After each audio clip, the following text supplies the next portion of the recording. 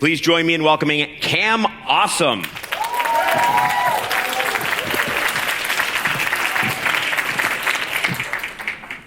It's 2:30 and I'm sitting in the back of my elementary school classroom. I'm nervous, I'm sweaty, I glance at the clock. The teacher's talking, but I can't tell you what she's saying because I'm so focused on the clock. You see, school gets out at 3, but I get released at 2:50 because there's a bully in my class that assaults me every time he gets the chance. Last week, he sent me to the hospital with a concussion. My school's solution to this problem was to release me 10 minutes early so I can get home before my bully got to me. This walk home was an influential one because it's when I started to tell myself the story of why I was leaving early. I was afraid. I was a coward. I couldn't defend myself. And as people, we have an amazing ability to tell ourselves a story and play our character's role to a T. You see, me, I'm afraid of confrontation. I ate lunch in the nurse's office because I was afraid to be in the cafeteria around all of those students, anxiously awaiting a fight that never did happen. Until my first week of high school. In 9th grade, I got into my first fight. And unfortunately, I lost that fight. But in my defense, she was very strong. Not the way you want to start your story, but that's the truth about stories. You can't rewrite past chapters, but you do have the ability to write the next one. I was tired of being afraid, and in 11th grade, I decided to join the boxing gym because if I was a boxer, maybe people would leave me alone. When I shared this news with my family, they laughed. I was the kid who got beat up by a girl. My sister said, Cameron thinks he's gonna be a boxer. My dad said, I'd never be a good boxer. I have weak wrists. I don't know what that means, but it bothers me to this day. But I learned early on, if the story you're trying to tell doesn't go along with the stories others are trying to say about you, sometimes it's best to keep your business to yourself. Now, when it came to boxing, I wasn't that gifted, but I am Mr. TNT. I do things that take no talent. I show up early, I ask good questions, I give full effort. Now, I was boxing for about a year, then my parents pick up and move from New York to Florida. This would be devastating for a high school senior. But for me, this was a fresh start. No one in Florida knows I got beat up by a girl. I wasn't gonna tell them. I can be anyone I want. Me could develop a Jamaican accent, I know to be the wiser. Now, I didn't develop a Jamaican accent, but let me tell you what it is. Do you guys remember the show Family Matters? Yes. Okay, Steve Urkel would drink a potion and he would turn into Stefan or Cal. Ooh. I was gonna bring my version of Stefan to Florida. Now, first thing I did, I stopped wearing glasses. I started wearing contacts because I felt cooler when I was wearing contacts. I left New York as Cameron, but when I got to Florida, I introduced myself to everyone as Cameron, the very relevant rapper at the time. I told everyone in Florida I was this popular, outgoing, charming, funny kid from New York. Hook, line, and sinker, everyone in my high school bought it. I didn't. I was still that shy, awkward kid pretending to be confident. Now, my boxing gym was 6 miles away from my high school. And because my parents didn't see my vision in being a boxer, they said it wasn't worth the gas money. So I had to take that walk, and I'm not exaggerating. It was 6.4 miles. I Googled it. And it would take me closer to 3 hours to get there. Do you guys remember iPods? Yeah, I didn't have one. Which meant I was stuck with my thoughts for 3 hours like a psychopath. So I decided to make up stories. And unlike in elementary school, I figured if I was gonna be the author of the story, I was gonna make myself the hero. And it's fair to say I was kicking butt in all these stories. I had all the money, all the cars, all the championship belts. This wasn't true. I knocked everyone out. I struck fear in the hearts of my opponents. Again, not true. But I noticed something, a direct correlation between how highly I spoke about myself on the way to the gym and how well I performed when I got there. And the better I did at the gym, the more excited I was for this walk. This created a feedback loop of unconfidence. I had unlocked a superpower. I was beating boxers I had no business beating. This is the power of a positive story. Now, during the same time, my teammate, who was 16, was also fighting a 16-year-old. But his opponent had tattoos. He came to me, he's like, Cam, you see the dude I'm fighting? He's got tattoos. Can you even have tattoos at 16? That boy's a man. And then I watched my more talented teammate lose a fight he could easily won because he told himself a story he couldn't beat a 16-year-old with tattoos. We all do that, don't we? We tell ourselves stories. stories of who we are, what we deserve, what we're capable of. What's the story you've been telling lately? That story could be, I'm too old to start over, or I'm not smart enough to go after that thing, or my favorite, people like me don't get opportunities like that. And we hear this story so often that it stops sounding like a story and starts feeling like truth. Henry Ford said, whether you think you can't or you think you can, you're right. At 17, I asked myself, what would it look like if I thought I could?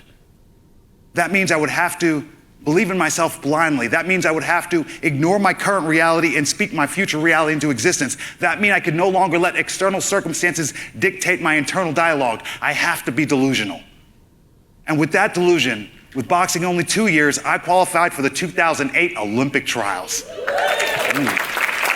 I felt famous. I made it into the newspaper, back when it was still relevant. Another reason why I felt famous, I was popping on MySpace. Yeah, laugh it up now, but everyone wanted to be in my top 8. I made a post on my MySpace wall, ancient sentence, and I said, I'm gonna win the 2008 Olympic trials. And I lost the first day. Heartbroken, I got out of the ring, tears in my eyes, and I had the thought, oh man, what are people gonna think on MySpace?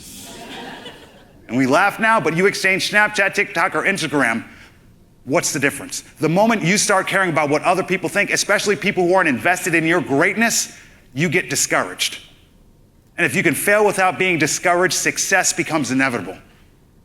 You see, we don't quit when we fail, we quit when we get discouraged. And discouragement comes from the story we talk to ourselves after we fall short. I became a master at telling myself stories. In this situation, I said, well, all the boxers who fought in the Olympic trials that lost either quit or turned pro. If everyone that lost quits and turns pro and I don't, aren't I automatically the best? So often in life when we fall short, that's when we want to quit. But that's when we're in the best position to succeed because we now have experience on our side.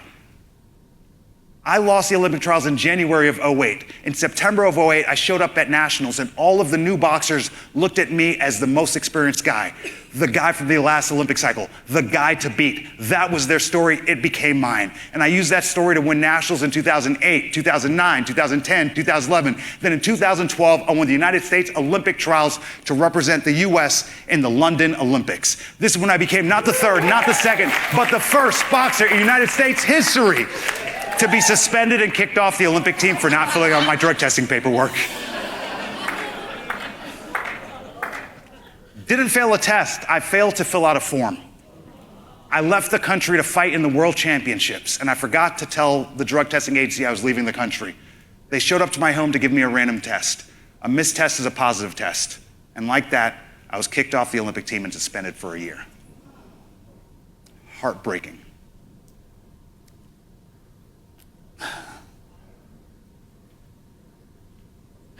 You ever made a mistake so bad that you thought, is there anyone I can share this blame with? I was in that position. And it was a tough year for me, and although I was no longer an athlete, I continued to eat like one, which meant after my suspension was up, I had gained a considerable amount of weight, and I needed to lose it to get back to the sport, and I couldn't get myself to lose the weight. I'd work out for a little bit, and I'd fall off, and I'd start again, and I'd fall off over and over, and I lost my magic, I lost my spark. And one day, look in the mirror, I'm like, you idiot, you fat loser, how did we get here? And in that moment, I realized there's a difference between me in 2012 and the me that walked to the gym in high school. One of us liked me. How do you talk to you? I know you want to answer that right away, but really, when you make a mistake, when you drop the ball, when you fall short, how do you talk to yourself? Are you kind? Are you forgiving? Or do you beat yourself up? How would you feel if your child spoke to you the way you speak to yourself? How would you feel if your child spoke to themselves the way you speak to yourself? The voice you hear more than any other is the voice in your head, and if you can't get that voice to believe in you, it doesn't matter who else does. I realized that everything I had accomplished in life is because I was speaking life into myself, and I needed to get myself back to being the champion in my own story. So I did what any respectable adult would do in this situation. I spent $178. I went to City Hall, and I legally changed my last name to Awesome.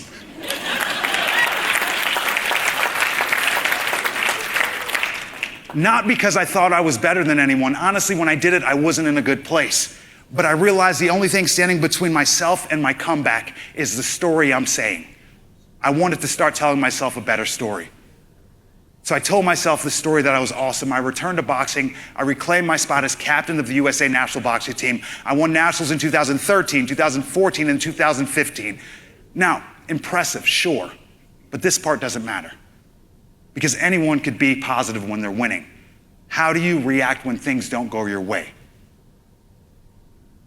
I learned that if you can fail without being discouraged, success becomes inevitable. How do you speak to yourself after you fall short?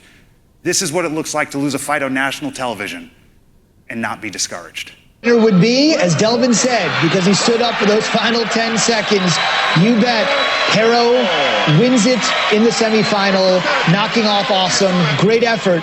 He stood by with our Tony Collins afterwards. Thank you. We're here with Cam Awesome. Cam, not the decision you wanted. Tell us what happened out there. I thought I was doing a lot of moving, and I thought I looked amazing, and I thought I won the first round, and I was like, oh, well, he's going to bring some more the second round. Then the second round came, I was like, oh, okay, I won that round as well. Cam, keep up the good work. You're truly looking amazing. Some people say you're the Taylor Swift of boxing. I'm not saying I'm the Taylor Swift of boxing, but I'm not saying I'm the Taylor Swift of boxing. And then the third round came, I was like, oh, they could have gave him that round. He did work a little more in the third round. But after the fight, I was like, oh, Cam, freedom beat communism. And then they announced the other corner, Rojo, as they will say in Espanol, which is not ESPN Deportes, but for the bilingual viewers, I feel like they can appreciate that. Cam, what was so tough about Rojo, about Red, about Pero? I mean, he's a very experienced fighter. He threw some good body shots, but core game on 100. I do sit-ups, so it didn't really affect me that much. I felt like I outworked him. I felt I looked amazing. I would have given myself that fight if I was a judge. But I would say, hey, Cam, you're so fast. You're working the judges' table, and you're in the ring. Keep up the good work. Oh, yeah,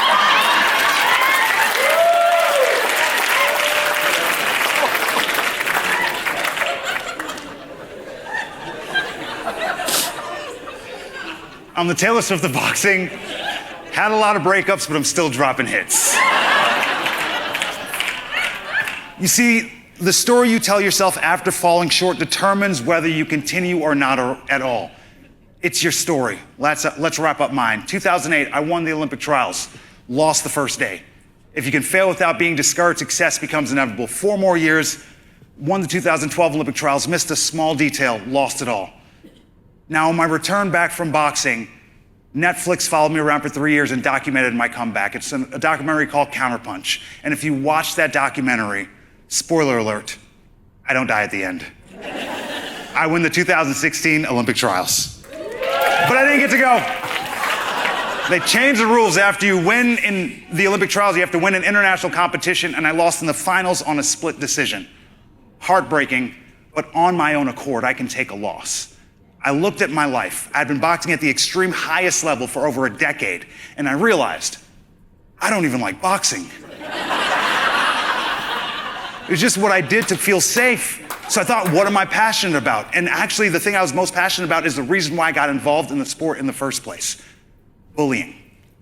So I started going to schools, and I would speak at 200 schools a year. High schools and middle schools, talking about bullying, talking about mindset, talking about kindness, talking about resilience. And the number one question these students would ask is, hey, are you gonna do the 2020 games? And I'm like, did I not win enough?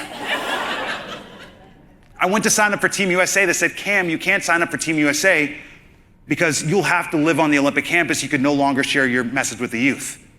My dad's from Trinidad and Tobago. So for the first time, I flew to my dad's home country. I learned about his country. I learned about his culture. I filed for citizenship. I became a dual citizen. I fought in the Olympic trials. I won by knockout. I returned to the US. I was living in the van. I was speaking at schools. And I'm proud to say, after all of that, I finally qualified for the 2020 games.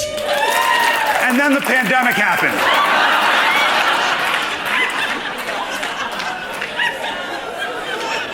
You ever heard sometimes life knocks you down? Sometimes life punches you in the face?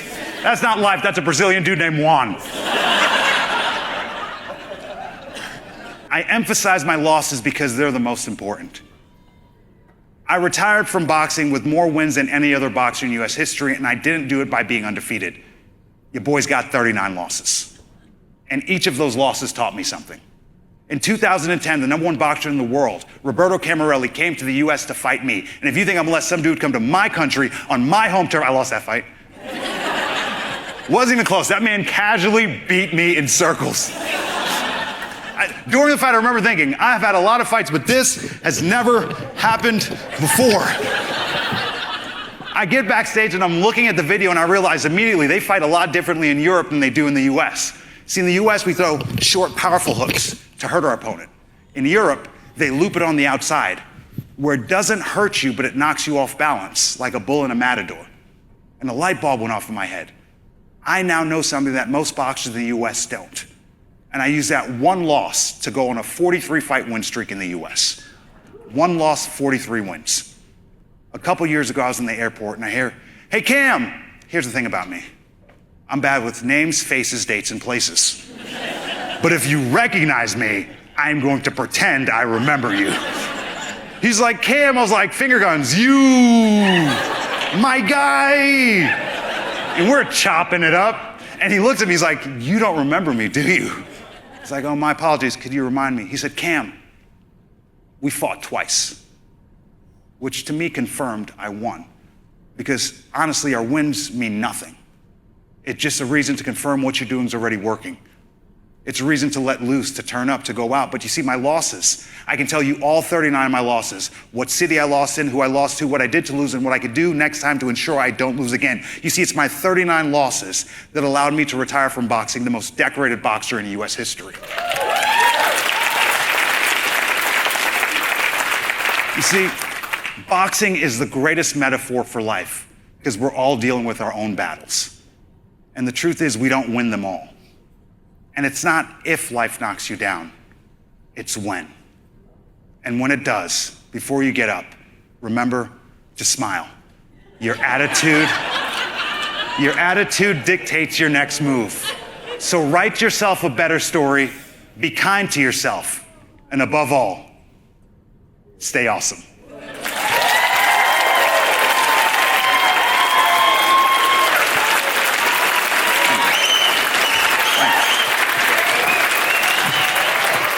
Thank you, Cam. Thank you, Cam.